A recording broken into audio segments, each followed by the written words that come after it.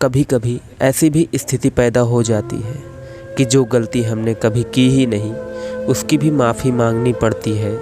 उसका कारण यह है कि उस समय हम गलती नहीं रिश्ते देखते हैं कि कहीं प्यारा सा रिश्ता टूट न जाए। दिल के टूटने पर भी हंसना शायद जिंदा दिली इसी को कहते हैं। ठोकर लगने पर भी मंजिल तक भटकना शायद तलाश इसी को कहते हैं। किसी को चाह कर भी ना पाना शायद चाहत इसी को कहते हैं।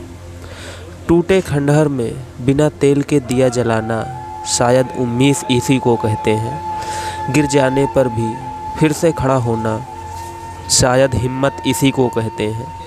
और ये उम्मीद, हिम्मत, चाहत, तलाश शायद ज़िंदगी इसी को कहते हैं। ज़िंदगी पल पल ढलती है जैसे रेत मुट्ठी से फिसलती है। शिकवे कितने भी हो हर पल फिर भी हंसते रहना, क्योंकि ये ज़िंदगी बस एक ही बार मिलती है। खामोशी किसी इंसान की कमज़ोरी नहीं, उसका बड़प्पन होता है। वरना जिसको सहना आता है उसको कहना भी आता है। हद से ज़्यादा खुशी और हद से ज़्यादा गम कभी किसी को मत बताओ, क्योंकि ज़िंदगी में लोग हद से ज़्यादा खुशी पर नज़र और हद से ज़्यादा गम पर नमक ज़रूर लगाते हैं। जिस दिन हम ये समझ जाएंगे कि सामने वाला गलत नहीं है, सिर्फ उसकी सोच हमसे अलग है, उस दिन जीवन से दुख समाप्त हो जाएंगे। बड़प्पन वह गुण है जो पद से नहीं संस्कारों से प्राप्त होता है। ज़िंदगी में किसी की निंदा ना करें।